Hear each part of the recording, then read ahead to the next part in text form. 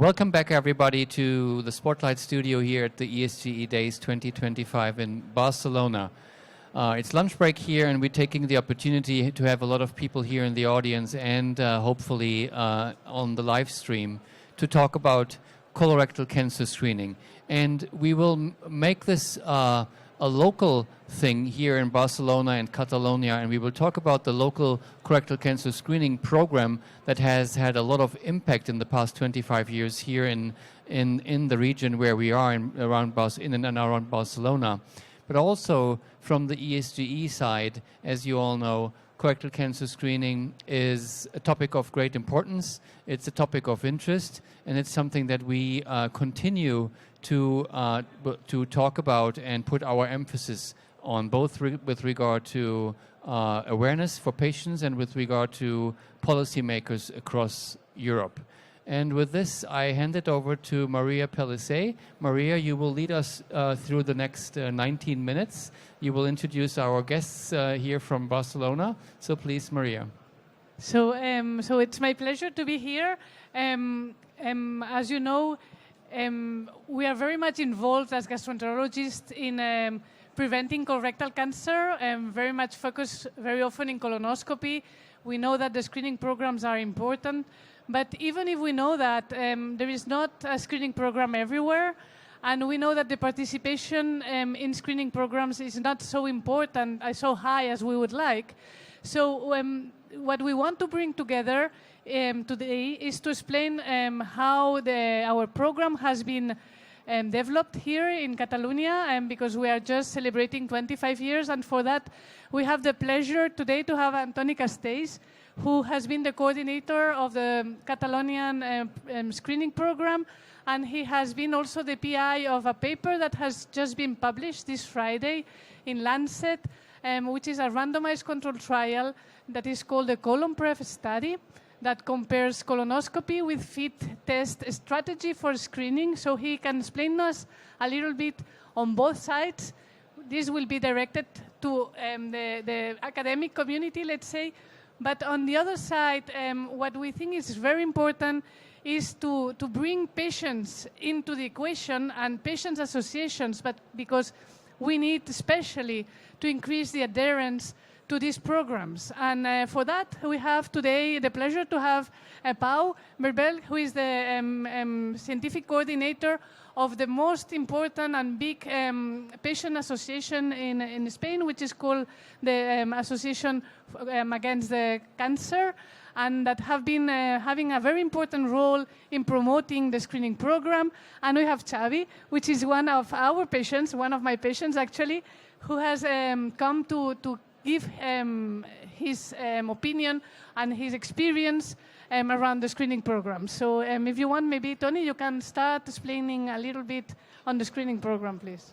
Yes, thank you, Maria, for the nice introduction. I think that you mentioned we are very happy today because we are celebrating this year that is the 25th anniversary of the screening program. We started many years ago in 2000 with a guaiac-based screening. And the preliminary results at that moment were very disappointing because we have a very low participation. I think that was around 13%, 13%. 25 years later, I think that we are happy at that moment because we are reaching 50%. That is, well, it's not bad. But we want to improve it. We want to improve it because, as you mentioned, participation is critical. It's critical because if you don't participate, you cannot get any benefit.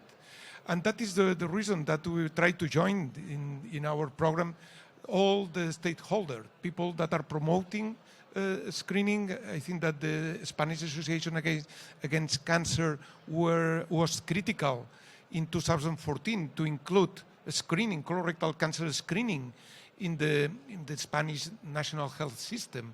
That was a very milestone at that moment. But now they are promoting investigation. They are supporting our study, the ColonPrev study that Maria mentioned before, and is helping at that moment to increase participation.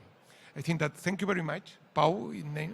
I think that we have to thank the Spanish Association Against Cancer because you are pretty convinced that is a big deal to increase participation. And also thank you for patients because we know that you have to do a lot, you can do a lot for screening, because this 50% that I mentioned of participation means that there are still 50% people that are reluctant to participate because probably they are afraid, they are concerned about the problem that derived from screening.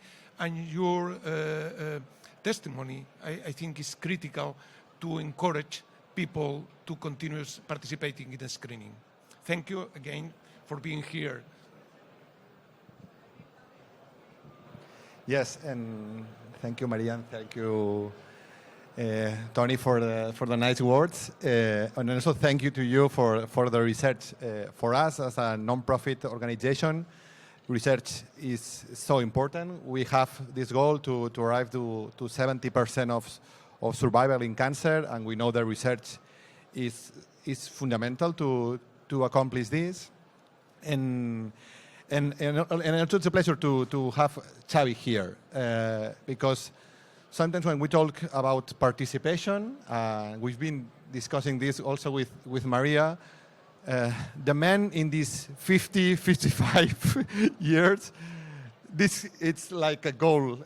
So when Maria introduced me Xavi, and Xavi said, how can I help? And I said, Xavi, you are the right person, because we don't have men that want to like speak out and say to other men in these ages, why is this important to do the screening, to do the test? So first of all, thank you for this. And I think that what this shows is that we need to collaborate more.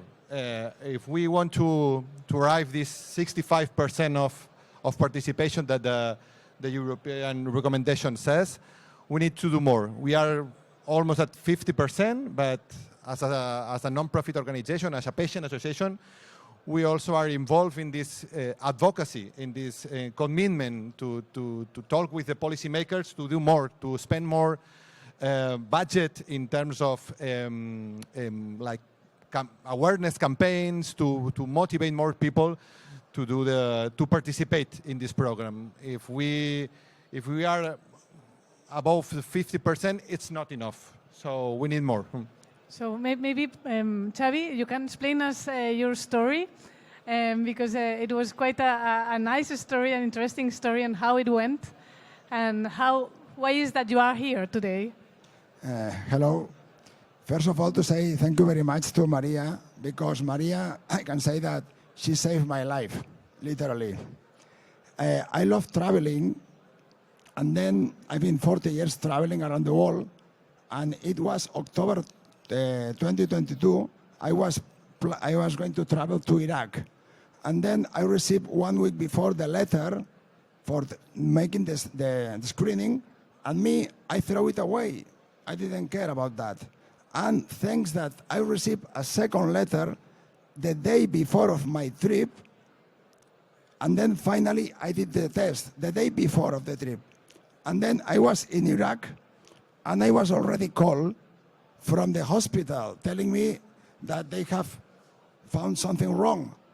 When I came back from Iraq, I make a colonoscopy. They found me 3 polyps. They took it out, but they told me that I have a big polyp of 2.5 centimeters and just 3 centimeters from the colon, and that they couldn't take it out. And they said that it has to be taken out for someone, for a very good doctor, and they will try to take in one piece. And then finally I did that colonoscopy on 23rd of January of 2023, and Maria could take it out in a whole piece. And 2 weeks after, she told me that it has cancer cells. When I have the results, I was so moved, and in that time, my main goal was to be able to see the whole world, to travel around the world. And in that time, only 17 countries left to finish my dream. And the first thing when I knew the result was I went walking to the cathedral, I put a candle to say thank you to God, and then I said, now I'm going to finish the world. And 2 weeks later, I traveled to Eritrea and Djibouti, and I started doing this. Finally, in the same year, 30th of December of 2023, I went to Oceania, I went to Tuvalu, and it was my last country. 40 years traveling, and 1 year before, I had the problem with the colon, and finally, I got it. I got my big dream of seeing the whole world. And then now I am 55 years old. Thank you very much, Maria. And it's really important to do the screening. That's why I came here. They wanted me to ask my story. The point is, thank you very much for sharing, Xavi, but that story is quite common when you do the outpatient clinic of patients participating in the screening program. So it's something really that gives you a lot of satisfaction as a doctor because you are preventing very often, and in a story that is really short usually because you just do a test, a colonoscopy, a procedure, and that's it. So it's a very short story, medically speaking, and totally changing the life of that person. And in the case of Xavi, you were 49 or 51 when you received the letter. It was the first time you received the letter. You were just in the cutting edge.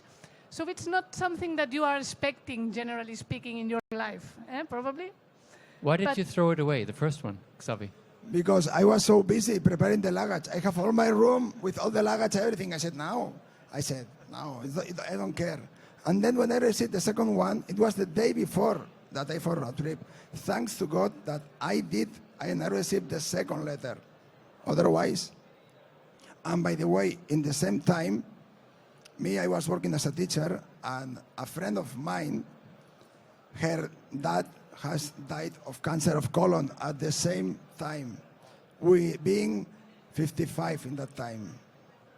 And then I just need to ask you, what was most difficult, traveling to all these countries or having a colonoscopy? It's not easy to have a colonoscopy. It's a little bit, especially 2 days before with the diet. I like eating a lot. But it is true, and what we wanted to highlight with that is that very often when you are around 50 years old, you don't think in that possibility. And it is true that the test is easy to be performed, isn't it? So you would probably recommend everybody to go through it. And this is what we want to raise as an important topic. And one of the things that ESGE is doing as well, I just want to invite everybody, is that there are other actions today. We went to a school in La Mina, which is a neighborhood near here, which is not a very healthy, wealthy neighborhood, let's say, to talk to students 14 years old and explain them around the screening, around eating healthy, around the colonoscopy, and trying to raise this awareness. AECC has also organized some meetings in markets, if you want to explain it, and the shelter as well, maybe. Those are other actions, please. Yes, exactly. And this is all regarding this legacy program. For us, it's the first time as a patient association that we are involved in this legacy program. We didn't know about that. It was also Bridget, one of the organization of this Congress, and Barcelona Convention Bureau that convinced us. And also Maria, we were really, happy and motivated in the beginning. So we want, when a scientific congress is in Barcelona, to go beyond just to share the knowledge and the advance in therapies and in research, that to go beyond that and to impact in the society, in the local communities. So that's why we really easy focus on the screening, on the prevention, talk about that to take advantage of this Congress, of this European Congress in Barcelona, to do more activities in the neighborhood. So a school was been an example this morning. Also the markets, we have many people that go to the market, and also in these 50, 69 ages. And also, for example, the homeless are not participating in this screening program. So we wanted to go there and also speak about the screening. And also on Saturday we will have a fan wall here. So we have many different activities. We record a video. We have a posters that we have create in related to the Congress to talk about the screening. So it's been like a really nice, interesting idea, this legacy program. So thank you to do that as a Congress for us and for the media. For sure to have more impact than just to have all this scientific knowledge concrete here. What really impresses me is that, well, there's a lot of things that impress me with the program and everything, is the seamless integration of the program with the research. The research that you have been doing, Maria, Toni, and many others here at your hospital and other hospitals in Catalonia. The seamless integration, because as you said, Pau, it's about the service to the population, to people like you who would like to participate in the testing, but then it's also to find new methods, even better methods, both with regard to how to get people into the screening, what tests should we use, what invitation strategies should we use, what about the patient organizations, how can they contribute in a better way. All this needs knowledge, and knowledge is generated by research. I think that seamless integration with the program, the clinics, the research, the patients and patient organizations is outstanding in this area. So this is congratulations to all of you for this. It's amazing. And you started early, 25 years ago. Not many regions in Europe were doing screening at the time for colorectal cancer. That's impressive. So say that Toni has a lot to do with that. Today we have to say that Toni was very much of the beginners, and he has created a school. So it is the moment to say it as well. Well, thank you, Maria. I'm pretty convinced, as Michael said, that research and healthcare have to go along with. I mean, that is critical in any topic, in any field. But in screening is very important. I think that we have improved a lot, but we need to improve more. I mean that probably we should change a little bit our focus on research, that at the moment, as you said, we are trying to find new methods, more accurate, more easy to do. But I think we should include also research in participation. I mean that is a social research, that we are not devoted to that, and probably we don't have the expertise. I mean, maybe we should try to make more multidisciplinary approaches to this kind of research that is a little bit far away from the clinical usual research focus. No, I think that we should think about that, because we don't know how to increase. We are 50%. We are sending kids at home. We are delivering the test in pharmacy. We are involved in primary care physician, and we're still in 50%. I need to go further, and actually we don't know. I don't know.